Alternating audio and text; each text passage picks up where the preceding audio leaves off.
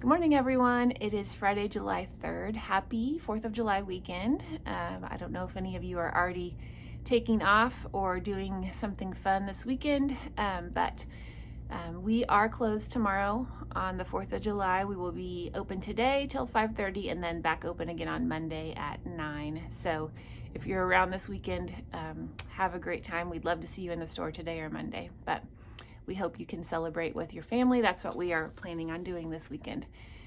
Today's thoughts come from this devotional called Take It Too Far, Abundant Life, Boundless Love, and Ending Grace by Jess Connolly. And today's devotional is one that I think is pretty timely for right now. It's always been important, but I think as our world becomes more and more divided, it is important to listen. So it's entitled Understanding.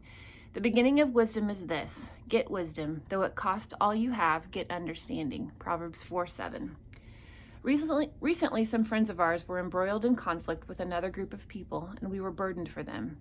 It was a sad situation. A bunch of people who know and love God and want others to know and love God, yet they were at an impasse and couldn't get on the same page. I could sit and listen to either group of people talk about where they were coming from, and I could hear why they'd gotten upset, what felt real to them, and what they thought the solution would be. Both sides seemed reasonable, yet they were so far apart. I started to think, this is it. This incredibly difficult to handle process of understanding others is what changes the world and sets it on fire sometimes. We have wisdom, we have knowledge, but we don't always have understanding. It's so hard to put down your own thoughts, feelings, and needs for long enough to hear someone else's. It takes real spirit-empowered work, not only to listen, but to want to understand enough to see conflict come to an end and peace prevail. Wisdom is helpful. Knowledge gives you insight. But if you want to change the world, try to understand how someone else got where they are and where they're coming from. The good news is this: we can do this because Christ did it for us. We can access understanding because we have a Savior who made us in His image, then came to earth in compassion and grace to show us how to access understanding. It may take some pausing, it may take trying over and over again, but we are able to take understanding too far and know that we are on the other side of it. There is always grace and mercy, the same that we've been given. Take time today to hear someone else's story. Ask them questions, not in accusation, but with an intent to understand. Ask God to give you eyes and ears to see and hear them the way He does. Our world and our country and our state and our counties are just in constant state of misunderstanding right now, and picking sides and focusing on what we think is right. And my challenge to you today is to listen and to try to see things from another person's point of view. It doesn't mean you have to agree with it, but if you can see where they're coming from, that can go a long way in helping you understand and be kind.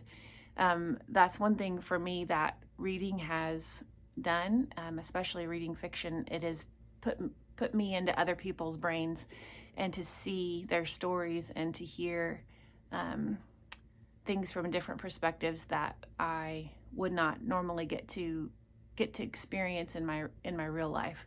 So I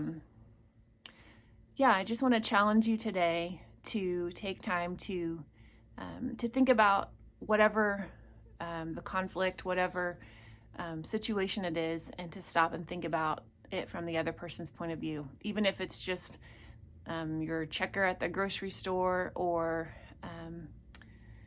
your neighbor who has different views than you. Just try to see where they're coming from. Again, it doesn't necessarily mean that they're right.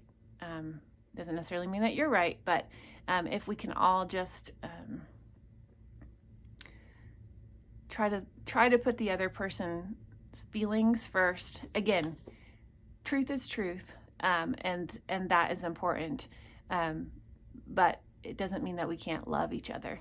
So anyway, I just know that there's a lot of conflict right now, and it's not fun to watch. It's not fun to be in the middle of.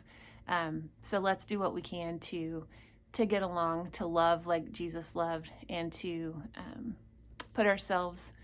walk a mile in someone's shoes, I guess. I hope you have a great day celebrating. We have an amazing country. We have a life of freedom, and it's a good place to live, and I hope you can celebrate that. Be careful with fireworks, and we'll see you back here on Monday. Thanks. Bye.